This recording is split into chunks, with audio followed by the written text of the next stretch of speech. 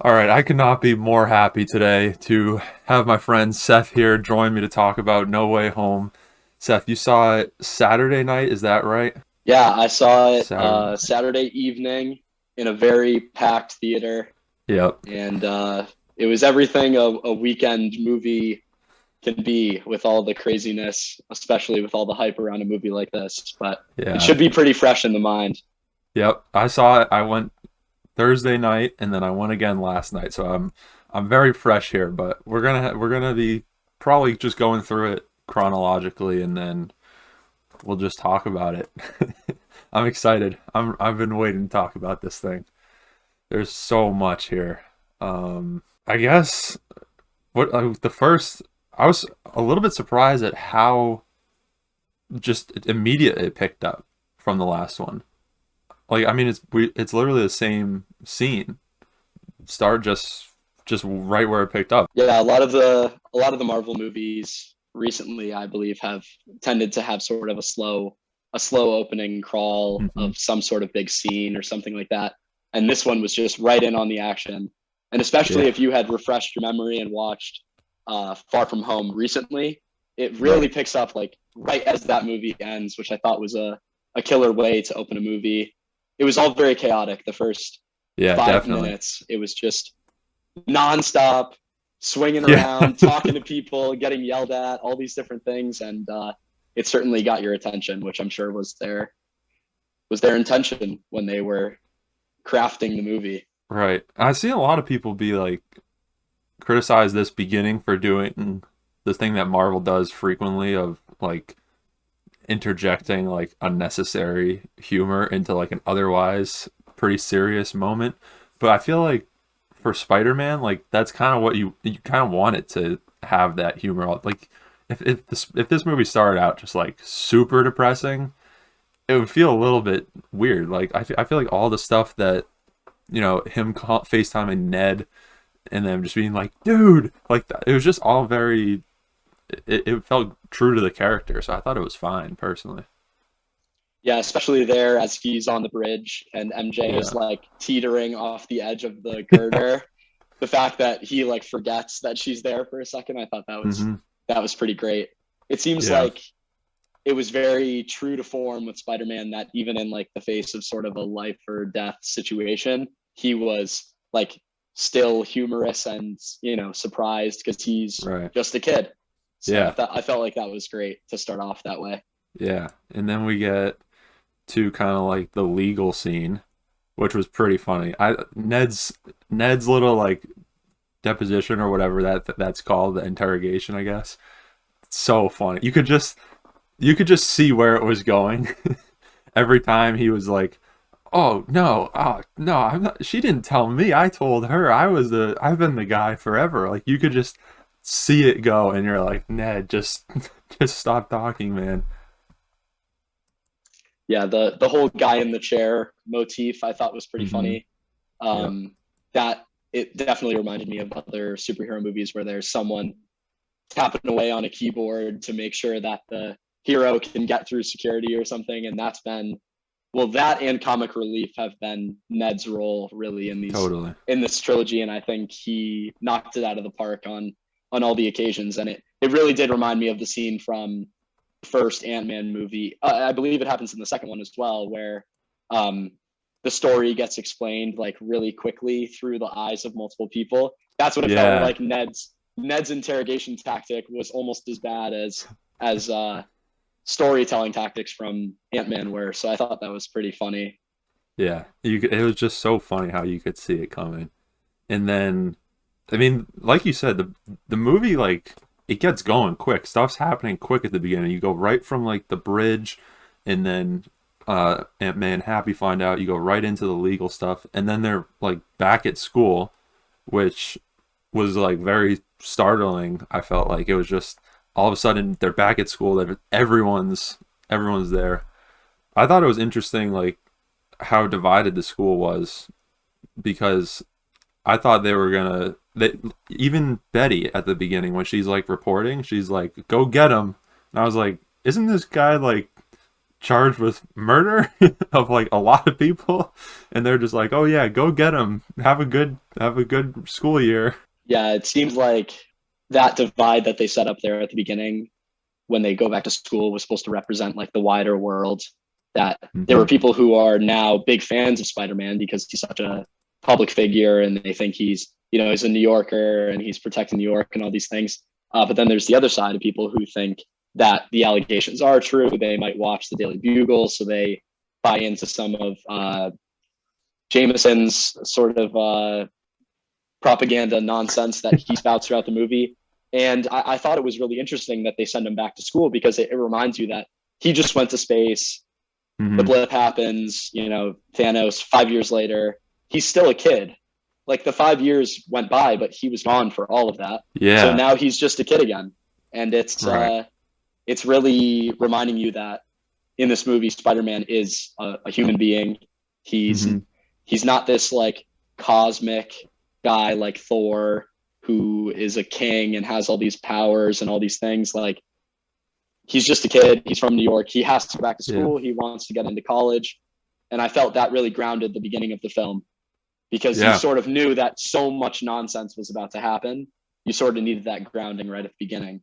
yeah. And then you have the teachers too. They snuck those three in there.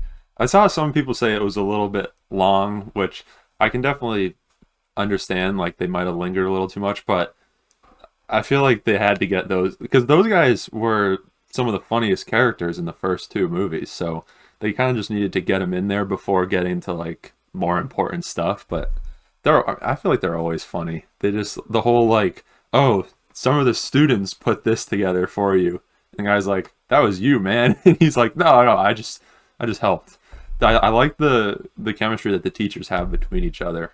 It's like very subtle, but I feel like it's good. And then so then he goes through the halls, and then we get to the this is a classic Ned moment. We get on they're on top of the roof. They're like right about to have a private moment, and here comes Ned with, oh man, I'm just glad to get some privacy up here. It's crazy down there.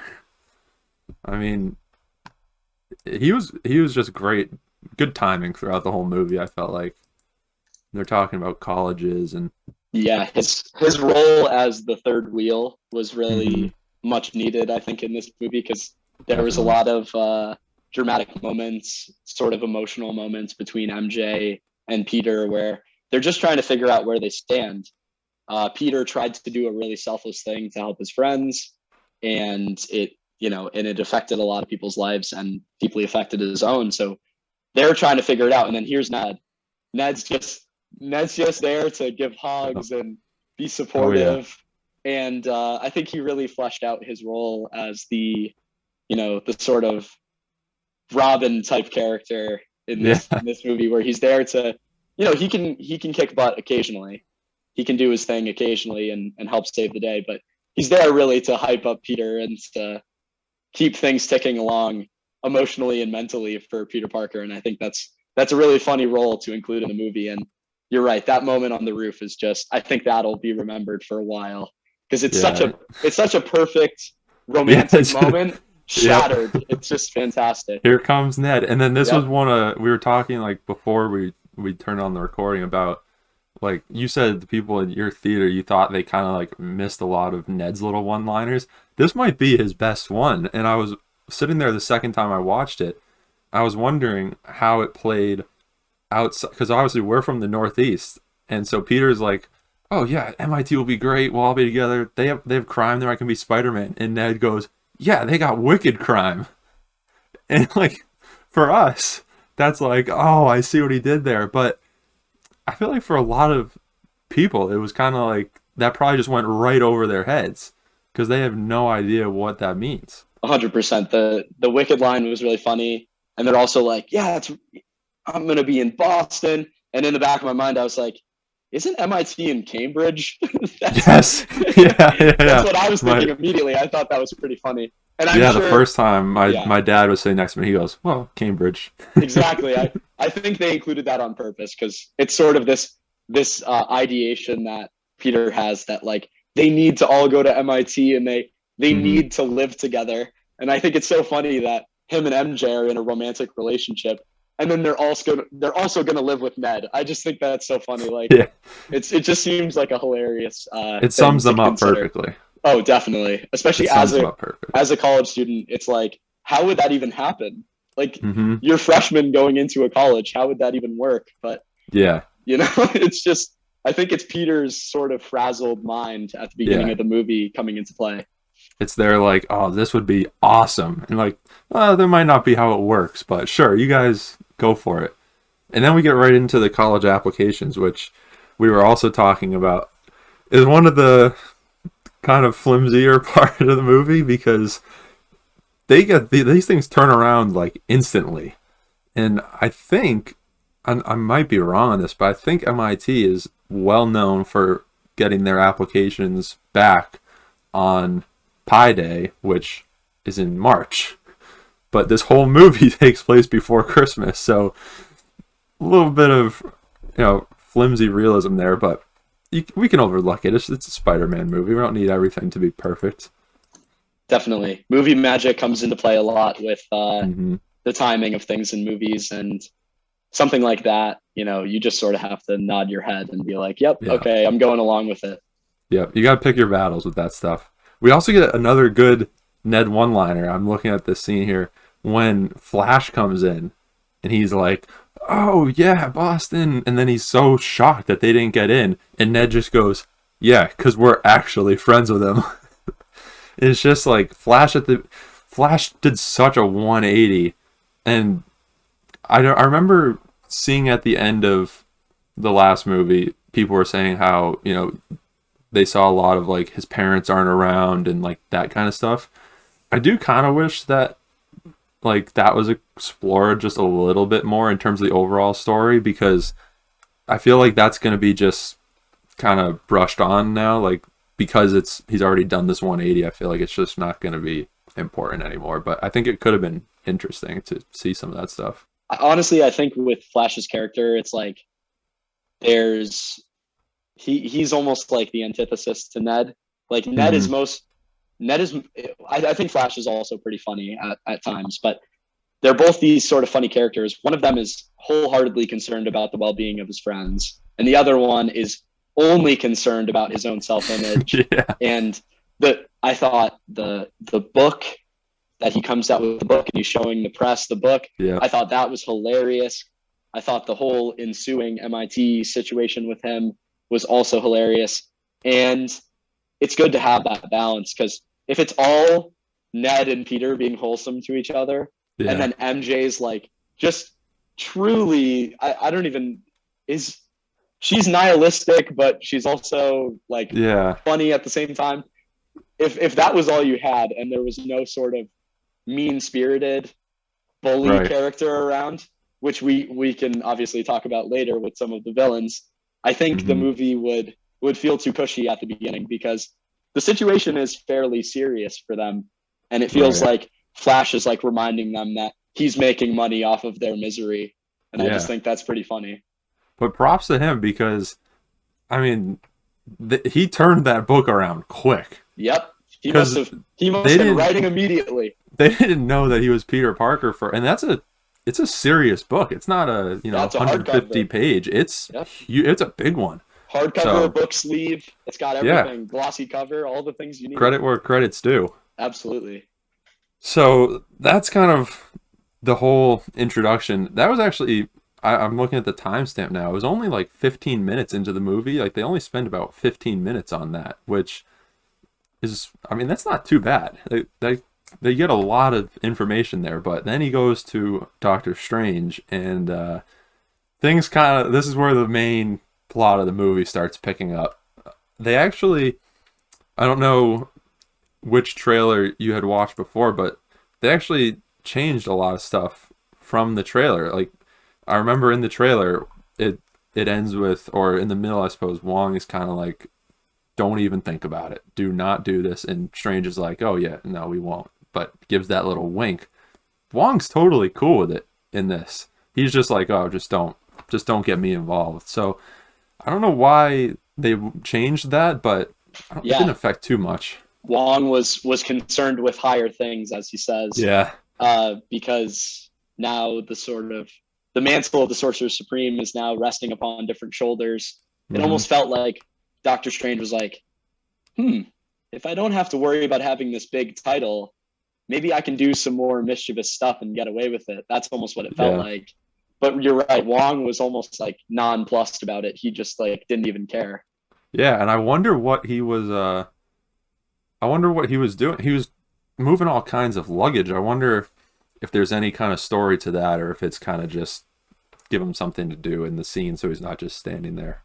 But I mean, I feel like with these Marvel movies, like you just never know.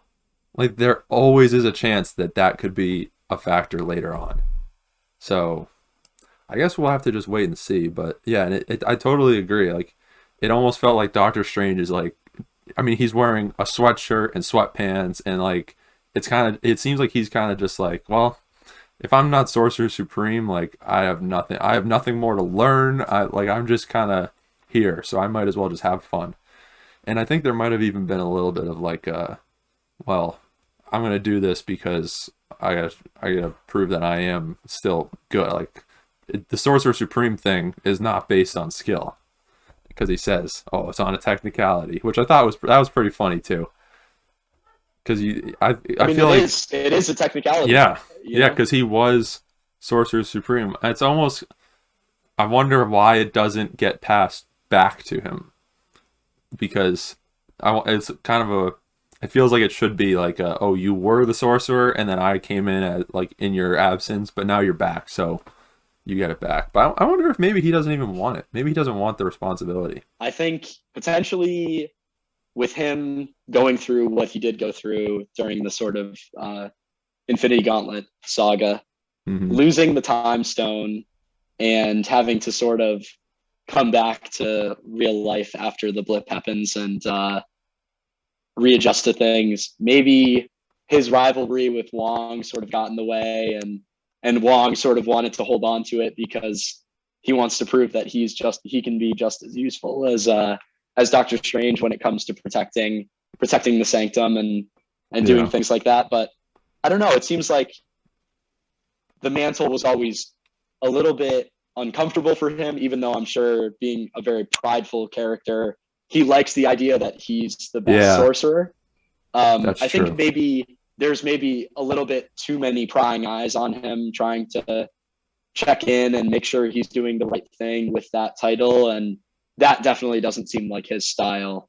He likes to play by his own rules and do things however he needs to in order to accomplish his goals, as we saw in his movie, as we saw in all his other appearances in other projects. So I think him not being the Sorcerer Supreme definitely opens up some opportunities for whether it could be considered good-natured mischief, trying to help out his friends and whatever friends he has left at this point.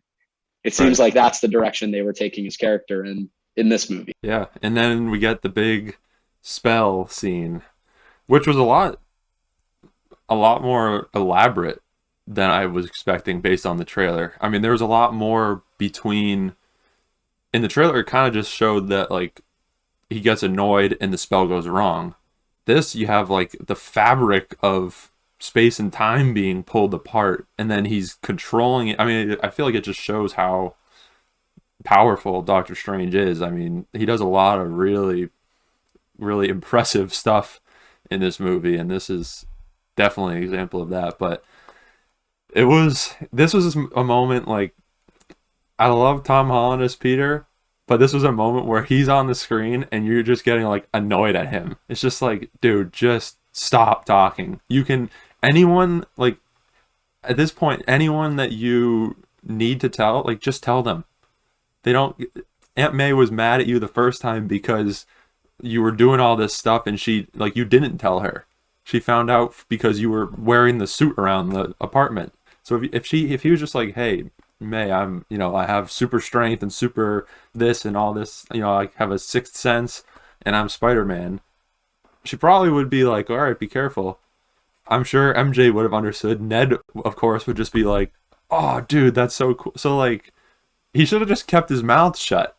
And so I'm sitting there and I'm like, Peter, cut it out. Just stop. Just let him do the thing and you can tell everyone after. Yeah, no, it was like at that point you really feel like he's Spider-Man. Like Mm-hmm. in every comic book iteration of Spider-Man, even in some of the Sam Raimi movies, there's moments where you're just like, Peter, shut your mouth, man. Like, just do you have to talk yourself into a bad situation every Yeah. time? Oh And man. it's just I feel like it's sort of his role. He's like the motor mouth, sort of plucky underdog type of character, and he's dealing with the most powerful sorcerer that's around, and Yeah. he's tweaking his spell that is literally pulling apart the universe. And I feel like at that point Peter doesn't understand what what he's dealing with when everything starts getting so crazy around him. And it's just like, that's classic Spider-Man. He's a Yeah. he's a neighborhood superhero who gets involved in so many beyond neighborhood things that really Oh he yeah. doesn't have the sort of nous to immediately deal with. And that's definitely what it felt like there. And then he even goes at the end, he's even like, did it work? And it's like, what do you think? On what planet did that work? And that was, I chuckled the second, definitely the second time. I don't remember if I laughed the first time, but the second time I was like, that's such a dumb question. But then we get like the cool moment where Strange is kind of like, it's not about Mysterio, this is about you trying to live both lives separately. And I mean, that's something that, again, like Spider-Man movies, I feel like that's like a core aspect of them, is how you deal with like doing both. It's very different from, like a Tony Stark who everyone knows who he is, or like a Batman where no one knows who he is and he pretty much only exists as Batman. I mean, in all those movies, like he doesn't do anything as Bruce Wayne. He just kind of like hangs out and relaxes when he's not on the job. But Peter, in every version of it, it's like he's trying to do everything on both sides at the same time. And that's, I mean, we kind of see what he chooses at the end of the movie, so we'll get there. But that was a very interesting scene, and I was definitely interested to see how that scene came about after watching the trailer, because it seems very harsh in the trailer, but I feel like in the movie it was definitely like a reasonable thing for him to say given what had just occurred. Especially when that's quickly followed by the moment where Doctor Strange is like, "You didn't even call MIT. Yeah. You didn't even call to plead your case. Like, Yeah. you really are a kid. Like, Yeah. you didn't even think to go with the normal human being route, the non Hmm. superhero route, instead of going right to the magic, right to the Right. cosmic manipulation. Right. Why didn't you sort of check yourself before?" And I think you're right about the character of Spider-Man, especially in the early 2000s films. His character is almost constantly sabotaging his own personal life at the expense of trying to be the best superhero that Hmm. he can be, trying to be the hero that the city needs.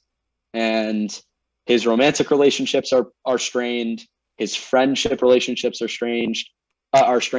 He really, especially with his family, which we see very little of in those movies, but he wastes time that he could be spending with his family worrying about whether he can keep these two lives separate.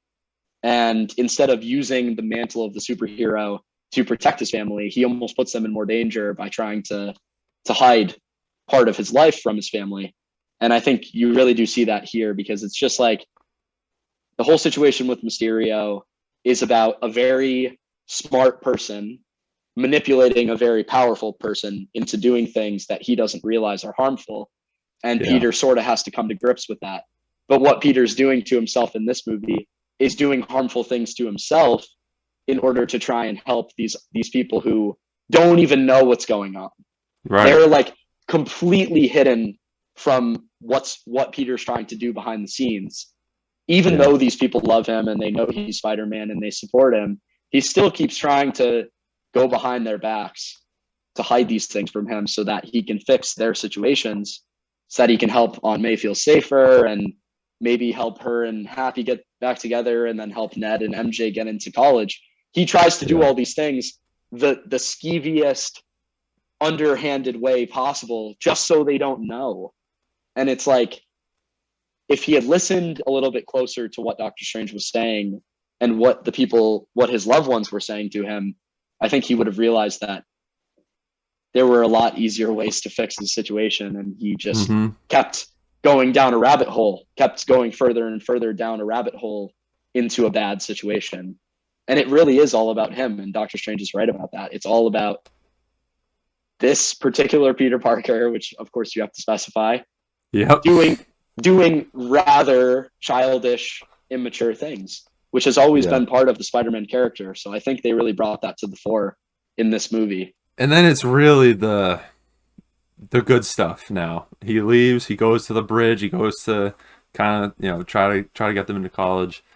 And who shows up but Otto Octavius from Spider-Man 2. And oh man, I mean, it was just great. I thought Molina really brought it. That was one of my favorite things about this movie, is everyone that came back, it felt like they didn't just like come back to cash a check. It felt like they really bought into it and like really tried to make this thing as impactful as it could be. And gotta give them props, because it would have probably been very easy for them to kind of come in, give like a, you know, half effort kind of performance and just kind of, you know, I'm here to cash my check and we'll move on with it. But it felt like they all really bought into it. Yeah, I mean, the entrance is very dramatic. It feels like we're back watching those early Spider-Mans where everything's fine, and then suddenly there's a rumble, like the street starts to shake or something, and then there's an explosion or there's a big thing, and it felt like I was back in the theater or at home watching on the DVD player, like watching these movies. That's what it felt like, because it was like the concrete ripping up, and then you finally see who it is, and it's like, it's just the claw coming out and planting. And I think they did a great job with doing CGI for the arms, because I know that parts of the Doc Ock costume from back in the day were actually real props that they operated with puppeteers. I think they did a great job making it look like the exact same person. It looks exactly like he did right before he has his huge fight with Tobey Maguire Spider-Man at the end of Spider-Man 2. It like looks like it's the same costume, the same octopus arms, everything looks perfect. And it was like him crouched in the sort of typical Spider-Man pose on top of the car, watching the claw come out. It just felt perfect. It felt like exactly what the end of the Amazing Spider-Man 2 should have felt like, where Rhino sort of appears and he's like sort of ready to face him, and then he swings the thing at him. Like, that's what it should have felt like in that movie. And what a way to start off like the main climb there in the plot. I thought that was brilliant.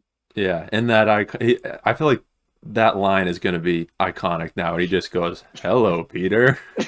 Like the way that he says it, I can't do it certainly, but like it just felt so perfect. And then the fight between them was great too. I mean, you have like the iron spider arms coming out, and so you have this like 8-limbed creature fighting another 8-limbed creature, and there's just arms and tentacles and whatnot going everywhere. And Peter's also trying to deal with like, cars flying off the bridge, I gotta save them, but I'm about to go save this car, and I just get nailed by a pipe in the side of the head.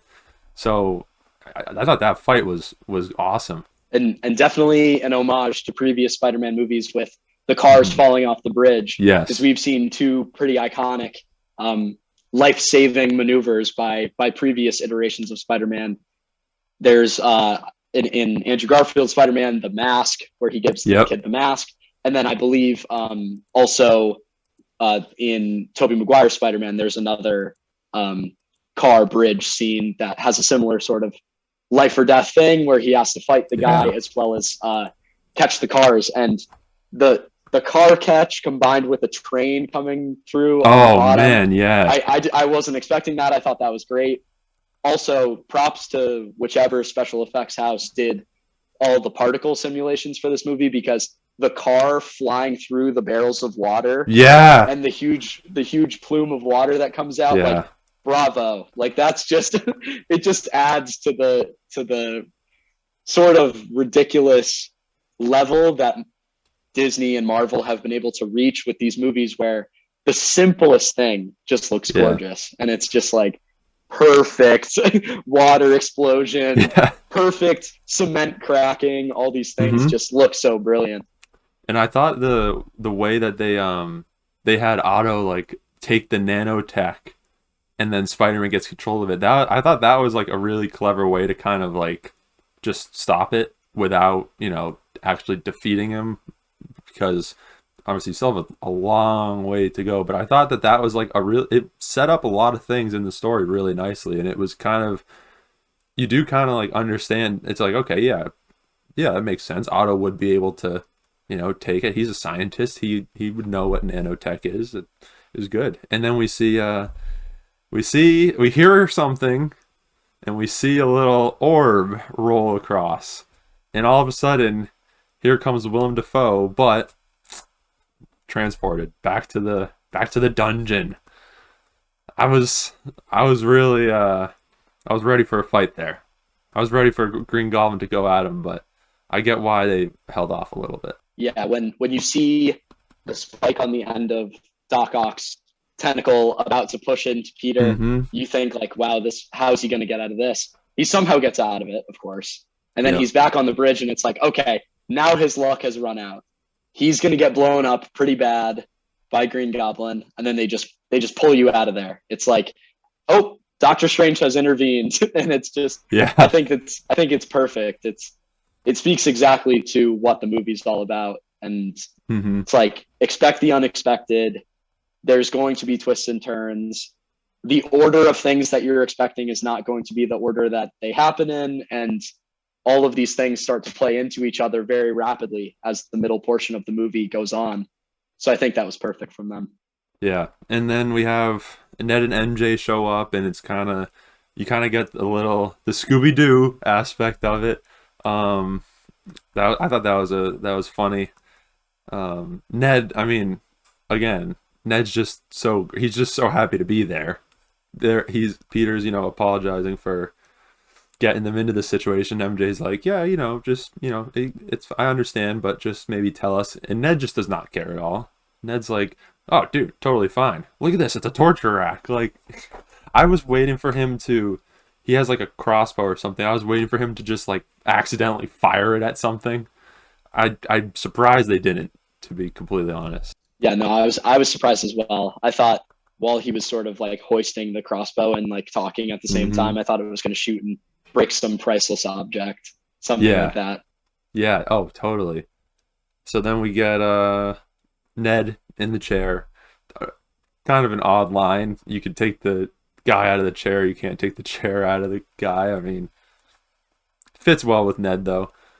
And then it was interesting. This was kind of the first kind of time we got to see the villains interacting a little bit, where they're talking about, oh, we saw, this guy on the bridge, and Otto is like, that's Norman Osborn, he died. And so it's kind of, it's cool because you forget a little bit about the, like, yeah, Otto and Norman, like, they know of each other. And then you get later a couple of the other villains come in, and it's cool to watch them all interact, because it's not just plucking villains from like everywhere. A couple of them are familiar. And the relation, I think the sort of motif of the relationship between the villains goes back to the Hmm. Sinister Six thing that I think they were trying to do in the movie. And it was like, in the Spider-Man comics, there's a bunch of different villains. They all pose their own individual threats to Spider-Man. But what happens when you flip the script on sort of the Thanos narrative, which is many against one? What happens Hmm. when you flip the script and it's the hero who's the one against Yeah. many? And you don't see that like initially you don't really see that. You sort of realize that when you put that many despicable people in the same room together, they're probably apt to start trouble. But Peter, having goodness in his heart always, doesn't see that. Ned doesn't see that. MJ may be a little suspicious of them at first, but doesn't see that as well. She's always pragmatic and whatnot, and as Peter points out, he loves that she's pragmatic. But I think what they don't realize then and there is that almost all of these people could have individually killed their Spider-Man by themselves. So when you put all of them in the same room, which all of them aren't in the same room together yet, but they will be, when you put all those people together, you're really asking for trouble. So I think at that point in the movie, you start to realize that it's probably not a good thing that Doc Ock knows Green Goblin and that the Amazing Spider-Man villains know each other as well. That's probably not a good thing. True. Now, before we really get into like the really good stuff, I do want to go back because we did skip over a part that I think you enjoyed quite a bit, which was the Matt Murdock in the kind of integration into the MCU. Now, we don't know if it's going to be like a continuity of the Netflix series or if it's kind of just a reboot but with the same actor. But I think you had said that was a really impactful moment for you as a big fan of the show. So I wanted to let you talk about that. Definitely. So in the years when the Netflix Marvel shows were being released, obviously the one that garnered the biggest positive reaction was Daredevil, which over the course of its couple of seasons introduced viewers to a lot of characters who are pretty beloved now amongst viewers of the Netflix series. So I just thought it was incredible that they got Charlie Cox to come back for that one scene. He of course goes through his usual Matt Murdock spiel of legal terminology, which I think is always very funny. And he's a lawyer by trade. So why not? Why would he not be the lawyer representing Peter Parker? We've seen it in the comics. He's represented superheroes in court before and supervillains in court before. So I think it was hilarious to see that. He showcases what some of his abilities are there when he catches the brick from the conspiracy theorist who throws the brick through Peter's window. And I'm very excited to see what the character of Matt Murdock as Daredevil can produce in the next phase or so, because we've seen that in the Phase 4 sort of reveals of the titles and release dates and stuff, we've seen that there's a live action Echo series coming. Echo being a long-term visitor into the world of Daredevil for a long time in the comics. She plays several different roles in Daredevil's life, but I think with the not to spoil too much, but the reintroduction of Vincent D'Onofrio's Kingpin to the Marvel world, who always is meddling in all the worst things, I think we'll have to see Matt Murdock's Daredevil step out of the shadows, at least in the near future, to deal with some of these threats that are sort of brewing on the streets of New York. And that was an awesome cameo. I thought it was excellent as he catches the brick. They ask how he does it, and he says, "I'm just a really good lawyer." Yeah. And I think that's classic Daredevil. He's funny, but in a dry way. He's straight to the point, and he's deadly serious about protecting people. And I hope we see a lot more of that in the coming series and movies that are coming out. Yeah, I actually was thinking there's a pretty decent chance that maybe he'll show up in this next episode of Hawkeye, because if you think about it, recently, I'm not sure how aware you are of this, but a couple of months ago, I think, they again pushed a lot of the Marvel movies back. So like Doctor Strange, I think, was supposed to come out in March or so, and now it's going to be in May, and everything just kind of got shifted except for Spider-Man. And I'm wondering if that's because they knew, like, okay, we need Spider-Man to come out before episode 6, so we can't push it back another week. So it's sticking no matter what. because maybe he's gonna show up, and that's how they wanted to kind of tease him here, and then really introduce the character in the Definitely. final episode. And especially with the final episode of the Hawkeye limited series coming out just before Christmas, Yeah, the events of this movie taking place during the winter, uh, right. it almost feels like there's going to be an exact lineup of timelines here with what's Yeah, going on. Because the character of Hawkeye seems to be trapped in all this organized crime nonsense right now. That's exactly. sort of that's right up Daredevil's alley, and he's a lawyer. He's involved with criminals all the time. It feels like it's all coming together with Kate Bishop's involvement with her mom and Jack DeCane and all these characters. I think Hmm. it really feels like all the pieces are starting to come together. The introduction of Echo to the MCU, I think, is a really interesting one. We're starting to see a lot of really diverse characters who have, different challenges in their lives, and now we have Daredevil coming back in, who's a blind character. We have Echo, who's a deaf character, and I think it's really awesome to see these sort of niche but Yeah. really important characters in this sort of pantheon of New York City Marvel superheroes and supervillains. There's Hmm. some really great ones that they had been missing out on, and I think it's Yeah. awesome that we're starting to get Daredevil back in with Spider-Man, which is such a sort of iconic conflict between those two personalities in the comics. So I think it's going to be great. Yeah, I'm excited because I actually hadn't seen the Netflix series, so I'm excited to kind of like learn about him and see how they work him in. So now let's go back to kind of the timeline we were on. We got Spider-Man in the woods with his little phone situation, and this thing, something I noticed the second time is you can see Sandman kind of coming actually. A lot of the stuff that I had originally thought was just kind of in there to create like an atmosphere of, animals running through the woods or whatever. If you look closer, you can kind of see like the mounds of sand moving along. So that was pretty cool. And then Electro shows up, who I actually at first didn't love his character because in Amazing Spider-Man 2, he's a really like nerdy guy, and I kind of liked his storyline in that movie where you could totally see like how he got from where he started to where he ended. In this one, he's immediately super confident, super. I mean, he pretty much is Jamie Foxx. He's not as much of Max Dillon, a little bit more Jamie Foxx, but then I kind of took a little bit and thought about, this is him with the power.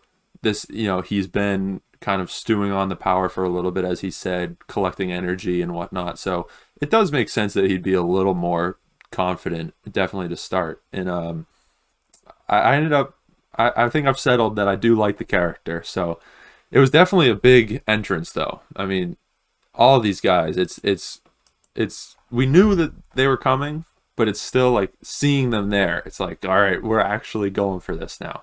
Yeah, and if you know the Sinister Six, you knew you knew sort of who was coming. Hmm. But like I said, the order was completely confusing at first because they come in with the hard hitters immediately. Yeah. You get Doc Ock and Green Goblin within a couple minutes of each other, and Hmm. then you get Sandman sort of sneaking along, and I actually somehow did notice the Nice. sand at the bottom of the screen, which I thought was a great Yeah. nod there because they're expecting to find Green Goblin in the woods Yeah. because they're saying, oh, he went to a military facility. Well, Norman Osborn is a military weapons developer. That makes a Right. lot of sense. He might be looking for a glider alternative or something. And then Right. they just really hit you with the surprise. It's like not only is Spider-Man about to get his butt kicked by Electro, we're also going to see the Spider-Man 3 sort of callback of Sandman helping Spider-Man, which I Yeah. think was cool there for a moment that you get to see them team up because that's a story that's been used on film, but also been used before. That Sandman isn't that bad of a guy. He was Right. a guy who fell into obviously that's sort of a cliche. He fell into an unfortunate situation that turned him into a mutant sort of Yeah. character, and it's not really his fault. He was a pawn in some, I believe it was in some sort of organized crime nonsense, but he was just a Yeah. low level guy who ran into a really unfortunate situation. And he's a family man. He's trying to get back to his daughter. And of course, he's going to help Spider Man because at first he thinks that the guy that he sort of trusted at the end of Spider Man 3 is now being attacked by Electro, who seems to be this threat that's trying to kill Spider Man. And he's like, oh, I need to help him. I need to help Spider Man. And it really matched up with what we've seen from Mariko's character in the past. Yeah, and I loved the way he came in and was just like he's so like direct with it.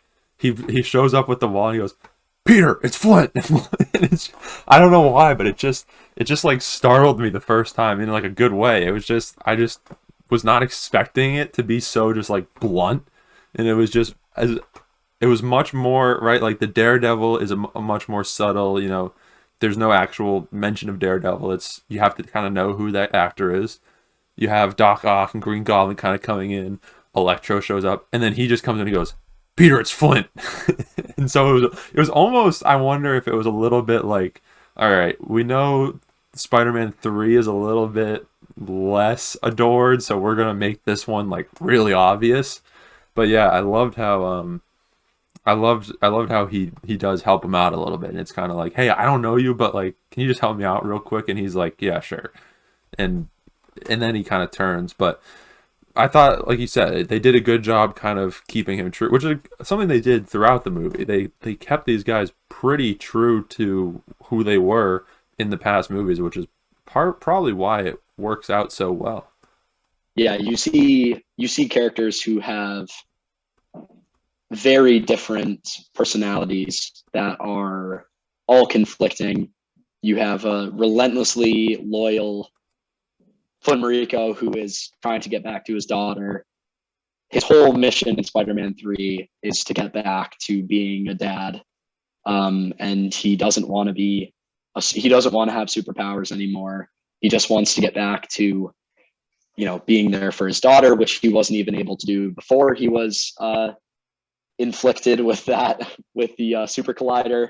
And I think it's just, you see that sort of intense loyalty contrasted with what is really sort of a bipolar personality from Green Goblin, Yeah. combined with him conflicting with the character of Doc Ock, who is so incredibly self-obsessed with being the best. He wants to Yeah. be the most prestigious scientist in the room. He wants to have the biggest achievement, and it's Yep. all about him. So you have someone who is incredibly selfless in Sandman. You have Doc Ock, who's on the absolute other side of the spectrum, and then sitting right in between there, you have Green Goblin, who's when he is Norman Osborn, is a pretty good father. He was always trying to be there for Harry, and often couldn't be because of his situation running the business. And then once he becomes Green Goblin, there's this other side of him that is all about chaos. It's all about setting fire to as many bridges as possible, because it's all about disrupting the people who have wronged him, hurting their family, and all these things. And you have this sort of parallel between the two minds that are inside of Green Goblin's head. And I think all these personalities really played together well, because they're all different. They're all so different, Yeah. including Max. Max is a nobody who gains a lot of power very quickly and doesn't really know what to do with it. He's Yeah. reckless. He's reckless. He's mean spirited, but he doesn't even really know why. He just wants to Hmm. keep gaining more power, and he doesn't really know why. And then there's the lizard, and he just wants to Yeah. turn everybody into lizards, I guess. Which, He's weird. sure, man, whatever you've got going on.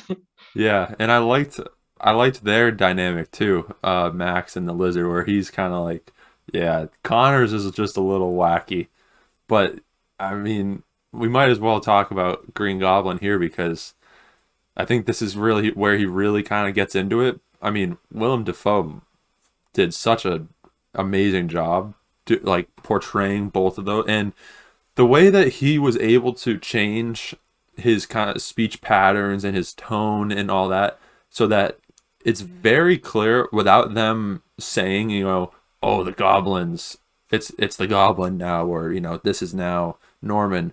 It's so clear which guy is taking control, and you can even see when they're at Happy's place trying to fix it up. You can even see, when Otto is talking to him about, oh, how does it feel? You're gonna be whole. You can hear in his voice, he's like, oh, whole, and it's like, oh, that sounded like the goblin. So, I mean, Will, he really, really brought it. You want to talk about not just coming in to cash a check? That was Yeah. incredible. The oldest character that they reintroduced that's not Spider-Man. Hmm. He comes in, perfectly reprises a role that he Yeah. played 20 years ago, basically. And It was like he was riding a bike. Like exactly, he just picked it right back up. the voice inflection was the same. When he's Norman, it's the Hmm. same character. It's like you're looking at him standing in the big extravagant living room with all the masks in that sort of iconic scene. Yep. Um, and it felt like the same character was there. And I think it's a testament to Willem Dafoe's sort of excellence that he Yeah. came back in and was such a seamless reintroduction to the series. Because if you think about it, his character is very much not a Marvel villain. He's Hmm. he's so over the top unnerving. When he Yeah. becomes Green Goblin, there is a haunted house sort of vibe to him, where Totally. he has you on the edge of your seat. You're uncomfortable about the presence that he survives. He's not charming. He's not charismatic. He has these two sides of himself where he's a normal guy, and then he's so incredibly unnerving. It feels like you're watching the Joker in the Christopher Nolan Batman movies. It's like you're just like uncomfortable when you see him bare his teeth and you see Yeah. him get that Oh look in his man. eyes. It's like he becomes a different actor for a Yeah. second to do that. And yeah, I think it's just a testament to how good he can be, that Absolutely. he's out of the picture for so long, comes back in and provides what I would argue to be the performance of the movie. Um, in a lot of cases with superhero movies, the villain makes the movie. I think Yeah. in the past, that's not been true with Spider-Man movies. At least the last few. People Yeah. have watched them because they're interested in Right. the comings and goings of Peter Parker and Spider-Man's life. But in this movie, you're really watching it for the interaction between the protagonist and the many antagonists and Yeah. the other two protagonists. And it's just beautiful. It really comes together in sort of a harmonic way that I wasn't expecting. I was expecting Green Goblin and Doc Ock to feel very disjointed Yeah. with sort of the vibe of Marvel villains of recent. Right. That was definitely what impressed me the most too, was just how it would have been so easy for them, like I said, to come in and cash a check. But in terms of making the movie, it would have been so easy to kind of force all this stuff in because they knew that it would bring people to the theater. But they were able to like actually make it work, which to me was just so impressive. I was not expecting it to work as well as it did. And it Yeah, just worked. it was definitely impressive. There, when you bring that many iconic characters from movies that people are very nostalgic about, when you Yeah. bring them back into a movie and try to make them all work together, you got to make sure that you're doing exactly the intentional, calculated way so that it doesn't feel forced. I know with another revival project per se of Disney in recent years with The Force Hmm. Awakens, we saw several very iconic Star Wars characters reintroduced into a world. Basically, for a lot of them, it would have been almost 30, 35 years after they were Yeah. last in a movie. And there were people who were very upset about them reintroducing those characters, but then there were people who were like, wow, I'm glad that these characters are back in because the actors do deserve a second chance when Yeah. they've been in a situation where the movie, as a public perceived thing, maybe not as a critically perceived piece of art, has really taken a turn in recent years, I think, with sort of the age of social media. People have memed on these movies a lot. Like Spider-Man from Sam Raimi, there's so many moments where Tobey Maguire's interpretation of the character gets memed. And there's so many moments from Amazing Spider-Man where the villains and the side characters and sort of the action of the Amazing Spider-Man gets memed. And what they did was they took the memes, they acknowledged the memes, and they made them feel like we were the ones who were wrong. Like the public was like, they were like, oh, remember all those things you made fun of these movies for? Well, we're going to bring them back in and we're going to make them lovable and work. Feel appropriate. Exactly. Feel appropriate to the stream of the movie. And I thought that was just excellent. And there's a number of things you could reference later in the movie that are callbacks to things that got memed a lot. And I think it's great. I think it's great that they did that. Yeah, I agree. And that brings it to the Spider-Man and Doctor Strange fight, which I was nervous about because, I mean, they're two characters that, like, as an MCU fan, it's like we love them. They're heroes. So I was kind of like, I hope they don't, rub them against each other too much. I think they did a good enough job with it. It's always kind of weird to watch the mirror dimension, but one of the things I was very interested in, and it will be interesting to see if this is kind of revisited at all in some way, but the fact that Peter can kind of control his body when it's astroplaned, in the sense that, I mean, he keeps the box away, but also the fact that he could rejoin his body under his own will. I still don't really get it. I don't know how that happened, so I wonder if they'll kind of pick away at that a little bit as time goes on.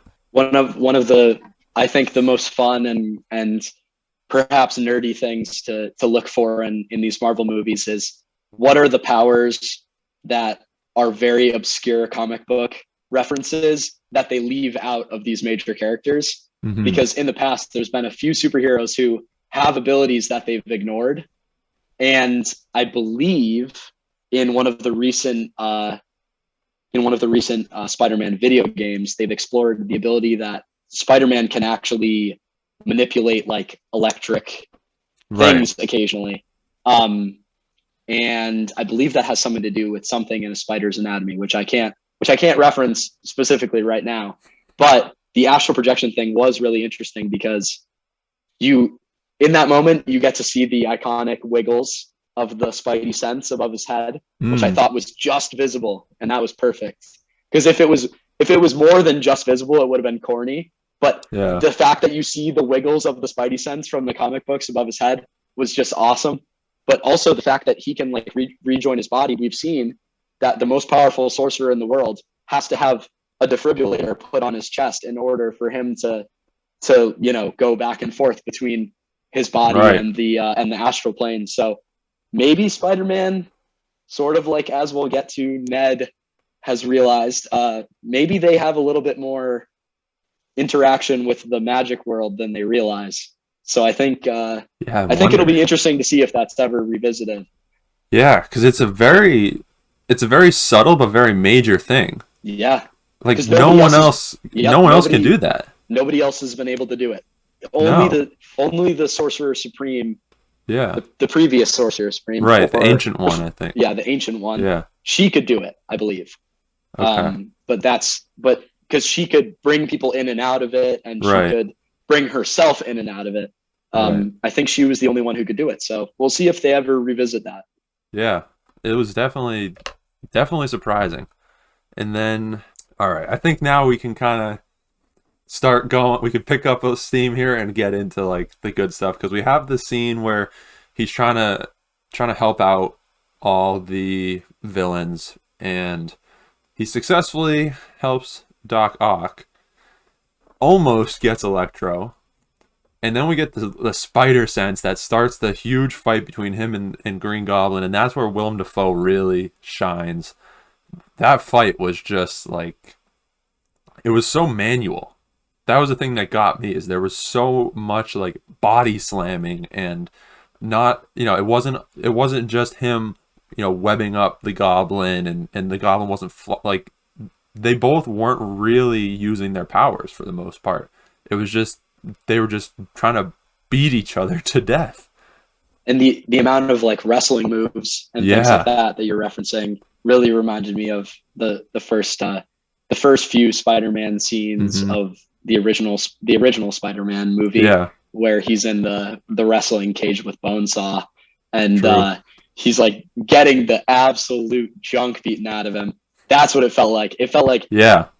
It felt like everybody in the room, all the villains included, Aunt May included, nobody realized just how dangerous Green Goblin is. Yeah. True. Suit or no, because Right. he strangles a guy to death right after he gets injected with the Green Goblin formula in the first movie. Right. He kills a guy with his bare hands. He's Like pretty much a super soldier. exactly, it gives him incredible strength. He can take a lot of injuries and not Hmm. feel them really, and it gives him an incredible amount of rage that he can Right. channel into these things. And I mean, I think every fan will admit he beats Spider-Man handily Yeah. without any gear. Right. Like that just shows you how incredibly powerful he is. And I don't think anybody in the room, and I think that's a great thing for them to do. I don't think anybody in the room realized that. Like maybe Doc Yeah. Ock was like, this guy is pretty dangerous, but Right. he's pretty dangerous when he has his bombs and his glider and his suit. I don't think anybody realized just how strong Norman Osborn's body was. Because I Right. mean, Spider-Man is supposed to be a superhero. He's supposed to be a Hmm. guy who was genetically altered to have superhuman strength, and he got his butt handed to him pretty badly in that fight.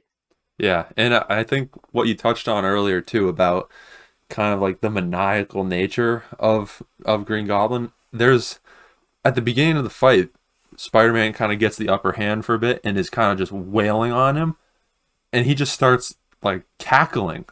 It's like he's enjoying it. He's enjoying similar to like you said the Joker one. He's loving that he's kind of getting Batman to turn a little bit. Like he is just enjoying that he's getting Peter to feel like the same rage as him and not control it. And that's like such a chilling thing. It's so weird to just watch that. Yeah, the character of Green Goblin is so iconic for me as someone who grew up with the first three Spider-Man movies. The Just even the first image you see of the mask opening up and him sort of like speaking through the mask when he thinks he's about to kill Peter Parker in the first Spider-Man film. It's like you never forget that sort of image as a kid because it's so jarring. And when Yeah. when Peter starts really trying to smoke uh, Green Goblin into the ground with all those punches, it's just like he doesn't even realize the monster that he's dealing with. And I think that's definitely a callback to previous Spider-Man moments where Spider-Man gets a little bit turned to the dark side, and Hmm. they handled it really well in this movie, I thought. Yeah. Then we got May's scene. What an emotional roller coaster that was. I mean, when she first got hit, I thought she was impaled. And then it's kind of like, oh, is she able to bounce back? And then we get I mean, this is kind of I feel like where Tom Holland showed that like he's a pretty good actor too. I mean, him like huddled over her saying, May, what are you doing?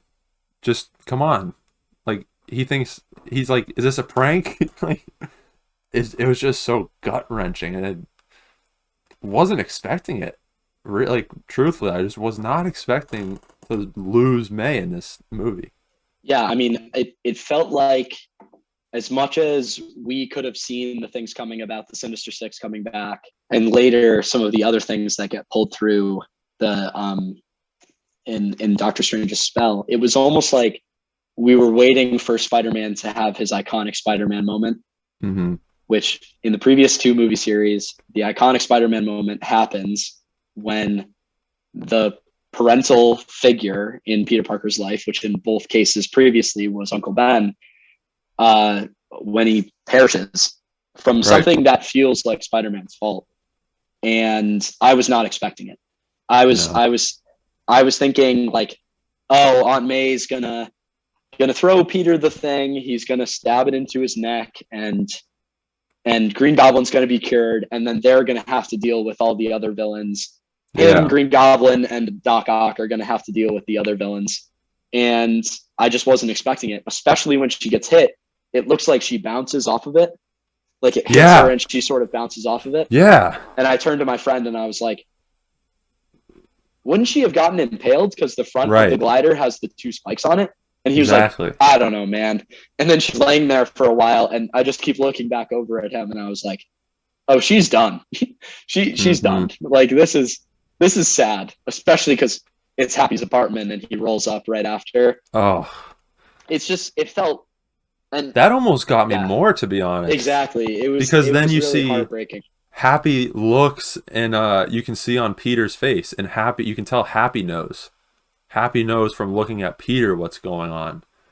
Yep. And I think as much as it's a memed moment from the original Spider-Man, the part where Peter is crying, like so heavily crying, when Uncle Ben passes away on the street when he gets shot, that sort of felt like this Marvel Cinematic Universe Peter's moment, where he just like he loses the facade of goofy teenager, and it's just like raw emotion for like a minute and 30 seconds. You can see that he's now gone from, okay, I messed something up, but I'm gonna fix this. I'm gonna fix this, to now, this is completely out of control. I don't know what to do. Yeah, and the one person who kept reminding him to do the right thing is now dead. Is gone. Yeah. And I feel like that's, for me, that's why when I went back the second time and watched it, I was expecting it to feel slow, but I feel like they actually did a good job of showing how this thing has kind of snowballed and gets out. It starts off with, this false rumor, and then it's affecting his, privacy. People are all crowding around. It's then affecting him and his friends getting into college. Then he tries to fix it, and these villains come in. Then, he's going to fix the villains, and it keeps getting bigger and bigger until now you're forced to be like, this is out of control, and he has no idea what to do. And I feel like it was a perfect time to introduce, probably a lot of people's favorite parts of the movie. We see Ned and MJ in their little, the dining room at Ned's grandma's house. And, this is where you find out Ned is magical. We'll see, maybe that's going to be something, but that's not really a big deal right now. He opens up the portal and you see a Spider-Man in the portal. And at this moment, I think I actually like covered up my face. I was just kind of like, are they doing it? Is this what's in the theater that I was in on opening night had like one of those kind of, you could feel everyone kind of like take that breath of like the and kind of just wait. And then here comes Andrew Garfield, and people lost it. It was the same kind of scream you would get if someone walked into your house with like a knife. It was just like that visceral, like, people just lost it. They went bananas, and for good reason. Yeah, you see him at the end of the alleyway, and you're like, I feel like Spider-Man spends quite a lot of time in alleyways usually. Yeah.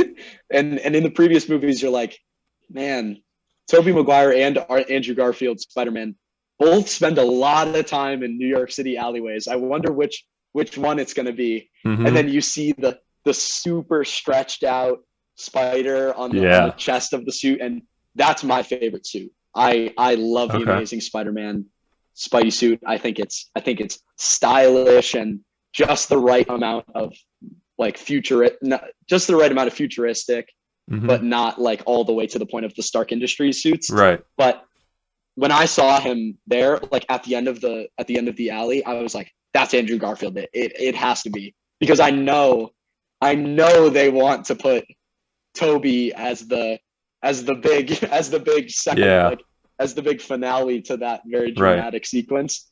And yeah, in my theater, huge roar for when Andrew Garfield comes through. Has a very funny exchange there. I thought Yep. that was really so classic to the Amazing Spider-Man character. I think he's funny, he's awkward in sort of a charming way.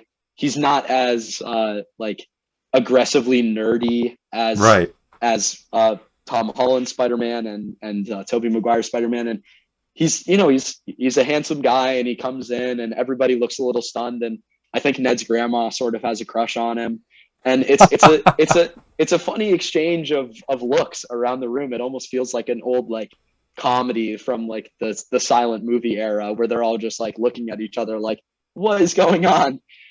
But I mean, the roar of the crowd, people Oh, shouting when Tobey Maguire comes through, when yep. the second sling ring portal gets opened, It's it's just like, who would have thought? I Here almost comes, yeah, I it was almost was just crazy. surprised they didn't do Toby first, because it definitely was right when the second one opens, you know who's coming. You know it's coming. I was almost surprised they didn't do Toby first to like get that initial reaction. But it also might have been Toby's gonna get a reaction regardless. Whereas Andrew Garfield, maybe because people didn't love the movies as much, they needed to give him that like first kind of shock factor one.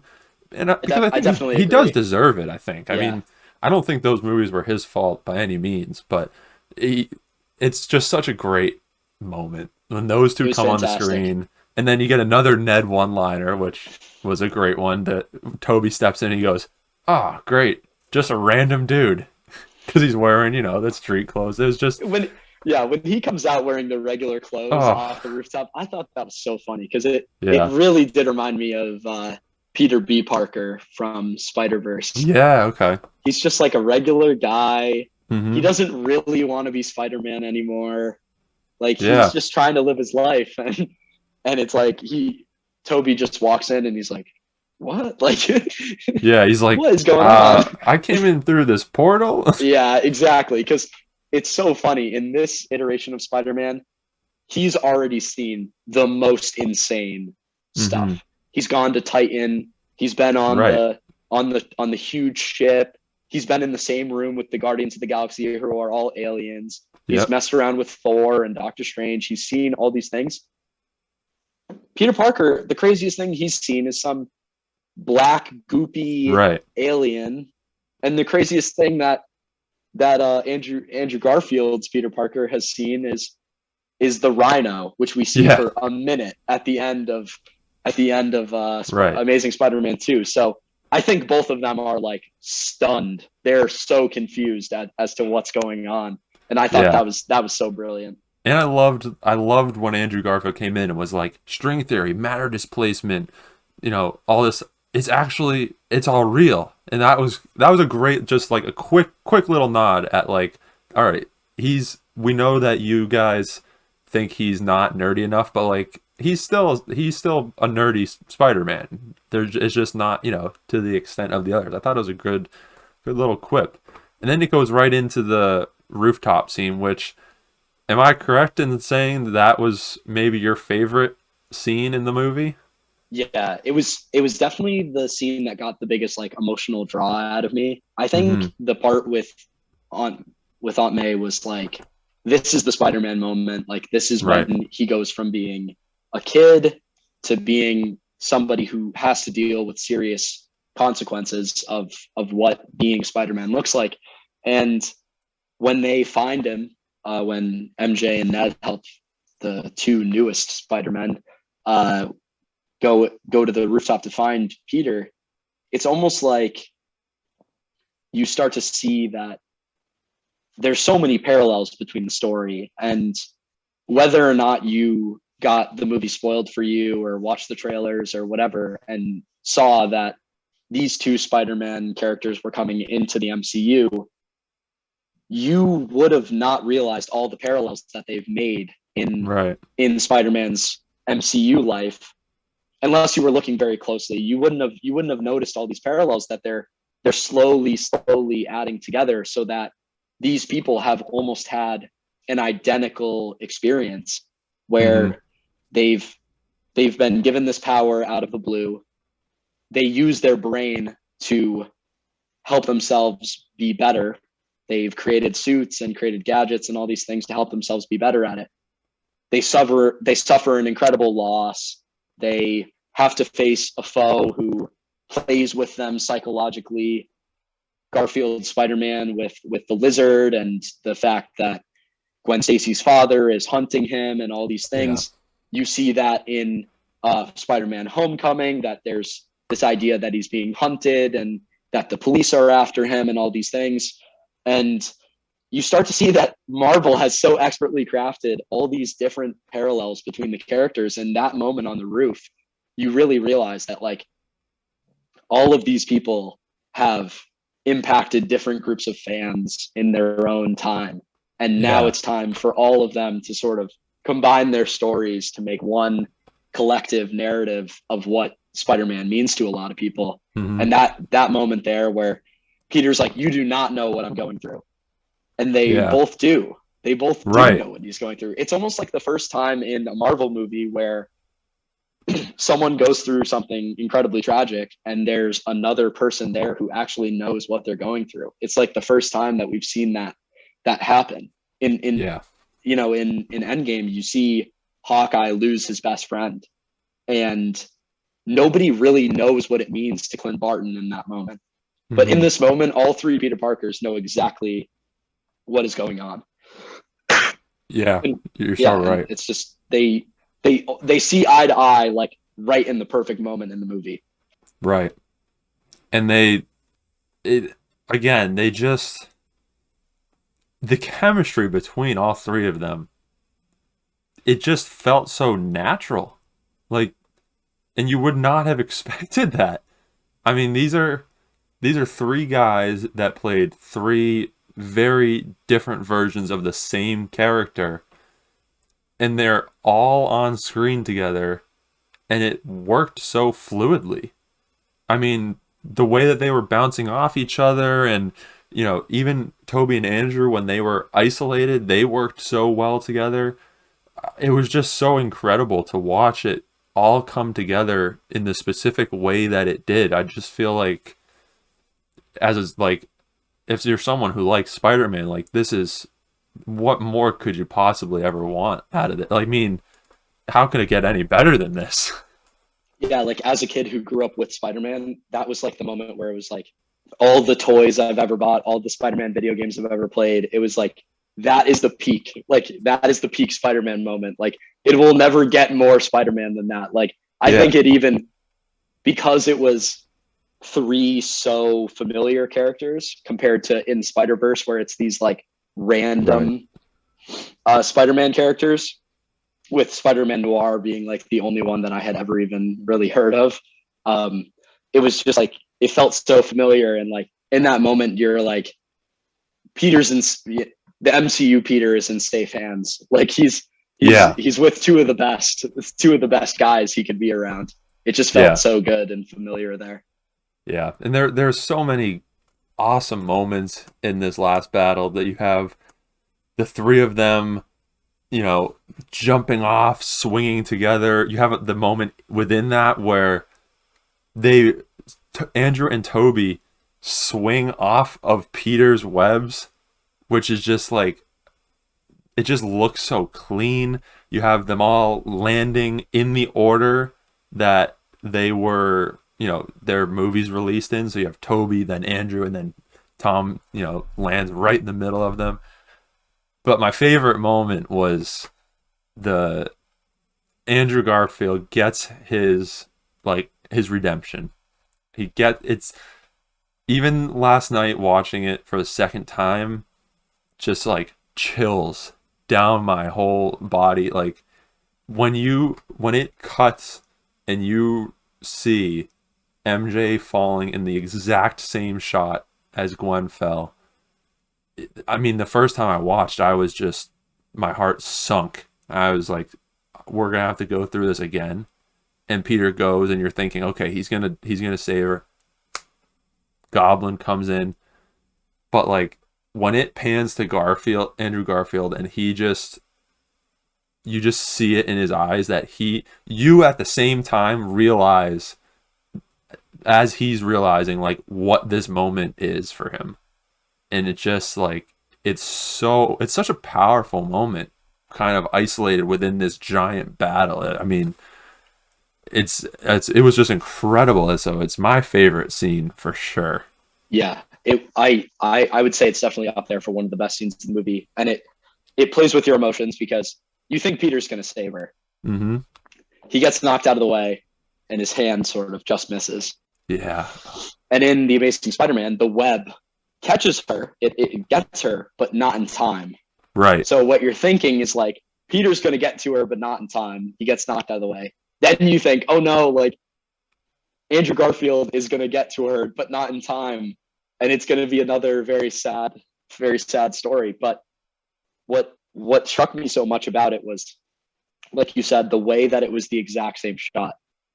Like, they're so good at that. They're so good at having a callback to something that is basically the exact same shot. And what I think is so brilliant about that moment is it almost serves like the hammer moment with Captain America, where several movies ago, before Endgame, you see Thor gets a little bit nervous because Steve Rogers just barely nudges the hammer. Right. And it's like, you know, maybe Steve Rogers is worthy of wielding the hammer. All these movies later, the hammer finally comes to him and he grabs it. That's what it felt like for Andrew Garfield. It felt like, man, he probably should have saved Gwen Stacy. Like, if Amazing Spider-Man 2 was going to be the last movie with Andrew Garfield, they should have given him that moment. Right. Defeating Electro wasn't enough. It was like they should have given him that moment of redemption where he saves someone, because he already lost Uncle Ben in the previous movie. Right. He should have had the satisfaction of saving someone, and they gave him that. They finally gave him that moment, and it was just, I feel like it was great. This movie did such a good job like redeeming his character, and it was just after watching it a few days prior to seeing No Way Home, I, of course, you know, because of the way that we work now with ads and stuff, was getting all these Andrew Garfield interviews and whatnot recommended to me, and it became so clear like how brutal that situation was for him, as someone who, you know, much like many people, grew up loving Spider-Man. He got to live out that dream of like playing Spider-Man, but it didn't work out for him. So to be able to give him like another chance to do justice to this character that he is just so on a personal level like in love with, it just felt so good walking out of the theater and being like, he got like, he's in a good place now. The where he left the character is now in a great spot, and I just felt it was like, I've never met him, I probably will never meet him, but I was like happy for him. Yeah, as someone who doesn't wholeheartedly dislike the Amazing Spider-Man movies, like, it felt very good to see him get his redemption, because the movies have their moments where the CGI is just so incredible, the cinematography is just so great. Him leaping off the building, they got it just right. It just feels so perfectly Spider-Man. But then there's moments in those movies where you feel like perhaps the writing or sort of the set pieces of the movie let the actor down. And in this movie, we saw so many excellent actors who were not letting the audience down. They were coming in as themselves, and the writing did not let them down this time. Like, Willem Dafoe, excellent. Andrew Garfield, excellent. Alfred Molina didn't have a ton of lines, but I thought he was excellent. Yeah. These guys are world-class actors who got memed for a lot of the things they had to say in these previous movies. So I thought that was pretty incredible. Now, we've been talking for a while, so I guess we should start wrapping up. But what did you think of the ending? Because I'm very torn from I can appreciate what they were doing, but just on like the personal, like emotional level, it was just so hard to watch. It's like, no, no, no, just like I get it, you want to like protect them, but like, oh, they were so happy with you in your life, in their life. Yeah, I think the ending is it was the ultimate like et tu brute moment after two and a half hours of fan service. Everybody just wants to see Peter go to MIT with Ned and MJ and repair his life and, go through the grieving process with people around him that love him, that aren't going to disappear Right. in a magic spell. And it was just the ultimate backstab moment. It was like, man, like, where does he go from here? Where does Yeah. the character of Spider-Man go from here now that his two best friends are basically out of the picture as far as we know? Mm-hmm. His one remaining adult mentor has no idea who he is. Right. At least the one remaining adult mentor who's on the planet Earth. Yeah. Because there was a reference to Nick Fury being off planet at the beginning. It feels like, where does he go from here? What does he do with his life from here? And he steps into that apartment at the end, and he's got a GED Yeah. study book there. And it really feels like he has to start his life over. It almost feels like witness protection. Mm-hmm. Like he has to go live by himself. He has to figure it out. He has to sort of construct a new identity almost. And all the while still has to be true to his heart and be Spider-Man and protect people, because that's what he's all about. And the moment with Happy in the graveyard, that got me. A single solemn tear rolled down the cheek, and it was a rough moment. But what it did remind me of, the one silver lining from that ending, is that Spider-Man is back to being the neighborhood Spider-Man. He's back to being the guy who protects people from purse thieves and listens to the police scanner and saves people from burning buildings like we saw in the original Spider-Man movies. And it feels crazy going from him being an intergalactic Avenger to this, but it also feels like, as someone who grew up with Spider-Man and read comic books and stuff, like, that's what Spider-Man's all about. Mm-hmm. It's about protecting people who are vulnerable in the city of New York, and also being a guy who has a normal life on the side. So it sort of feels like they're headed in a direction where he can start dealing with these sort of what I would consider lower powered Marvel characters again, which feels good. It feels like we'll get to see Daredevil and Spider-Man at some point, I would hope, because those two have a very interconnected past. But I think it also opens up the possibility of maybe him one day interacting with the Fantastic Four, because we don't know about Sony's license stuff just yet. So it feels like we could see this sort of different side of Spider-Man, and I'm honestly excited for it, because I think Tom Holland is perfect for that type of superhero role. The neighborhood crime fighter, the sympathetic underdog, that sort of feels like right up his alley. When he starts getting too cocky in his abilities, it's like, I don't know if that's true to the actor, really. I think he's a little bit too shy for that. Yeah, that's right. He's too plucky. Yeah, that's true too. Yeah, it's going to be interesting. It's definitely a little bittersweet, but Marvel hasn't really steered us wrong yet, so hopefully, keep our faith in them. But I'm interested, because I have this rating scale now that I've started working on over the last few months, rewatching some of these movies and more mathematically scaling them. I want to put you through this scale and see what your score pops out as. So there's three different categories. We'll run through them. I'll tell you my score, where it's sitting right now at the end. The first one is the plot rating, just like how the overall plot felt, how it moved along, the actual like plot aspects. So I need you to rate that 1 through 10. And you can go decimals, you could go whole numbers, however you want to do it. Okay, I would say the plot for me was probably a 9. Okay. If I'm ranking it among other Marvel movies, it felt like everything clicked into place, Mm-hmm. minus maybe a couple scenes.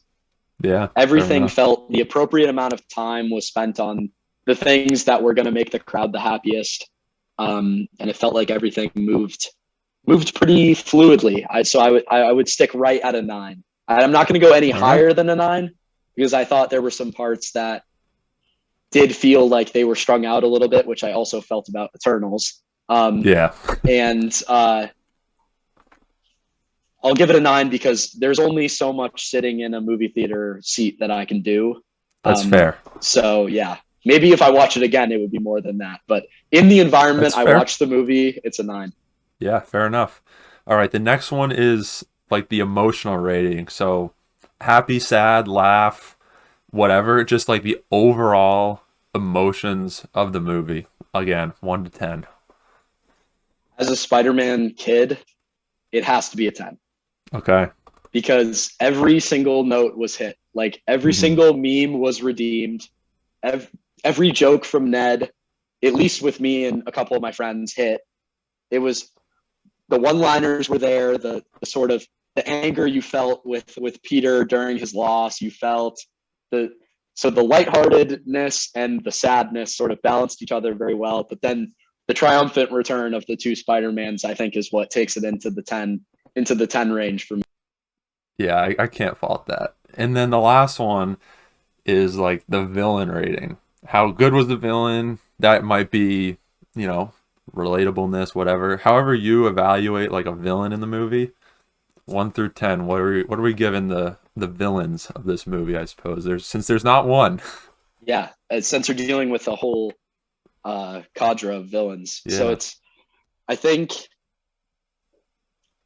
I would say two of the villains sort of hold back the score for me. Right. I think the lizard looked a little bit silly at times. Okay. His CGI to me felt a little bouncy. It felt like Yeah, he that's was sort of fair. he was sort of bouncing around. He was basically like not involved Yeah. in the sort of nefarious plot of the movie, which I thought was funny. He Yeah. was just like, I'm going to turn you into a lizard, which I thought was Right. kind of funny that they kept hanging on that.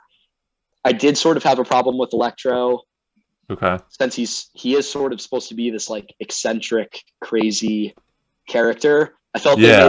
they might have made him a little too cool Right. I with the yeah, I totally could with see the that. armor and stuff. I thought he was a little too cool. And then Sandman, to me, you try to make him a villain, he's a little too likable. He's Okay. he's a New Yorker. He's rough around the edges, but he's a good father. I Right. feel like I can't see him as a villain. Based on Okay. Spider-Man 3, I can't see him as villain. Okay. Those guys pull back the rating for me, but I would give Green Goblin and Doc Ock a 10 out of 10. So I would say Okay. those three pull it back to maybe I would say a 9.5 Okay. because the two major villains did an exceptional job in my opinion. Yeah, that's fair. All right. So you went 9 for plot, 10 for emotions, and a 9.5 for villains. That puts it at a grand total of a 94%, which is very fair. For reference, I gave the plot a 9.3. I gave the emotions also a 10 because I mean, it's just you're not going to top that.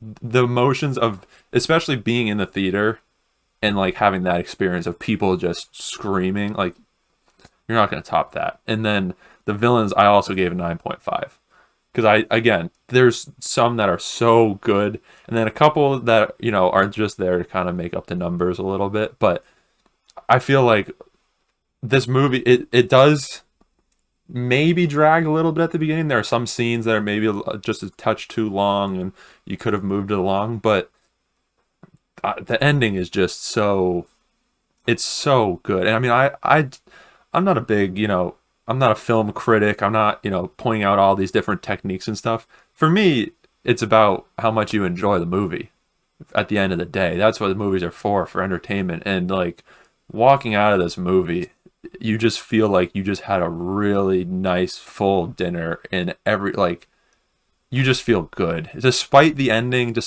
being like sad, you feel satisfied. You feel fulfilled walking out. So my total score is a 96%. You came in at 94%. So it seems like we're relatively on the same page here. Yeah, I would say with Marvel movies for me these days, going to the movie theater and watching them, the movie has got to be worth sitting in the seat for 20 minutes after to get to the final end credit Yeah. scene. And if we're talking about satisfaction of whether that was worth it, like I'd sit in the movie theater for an hour after that movie's done, just talking to people about the movie, Totally. which, I felt so floored. yeah, Like by the yeah, time the mid and the end credit scenes, which honestly I don't even think we really need to like talk about them that much. They weren't anything huge. I mean, you get a trailer, but like that's gonna come out eventually anyway. But it felt like by the time those rolled through, I was still kind of sitting there like collecting myself. It wasn't like all right, here we go. What's how long are we sitting here? When's the mid credit? It's kind of like, oh man, what did I just watch? What did I just watch? Oh, there's more. Okay, hang on. Let me pause that. Okay, that's done. All right, what did I just watch? yeah. It for me. It was like once I drove home, I was just sitting with my friend in the driveway for a while. We just talked about it. We just talked for Yeah. like 40 minutes after we had already driven home, and then he was dropping me off to go home. I was talking with him in my driveway at 11:45 at night about just all the possibilities of where this movie can go and just how impactful it was as a piece by itself. So Yeah. that's the highest compliment I can give to the movie, is that it keeps you thinking after the movie's done.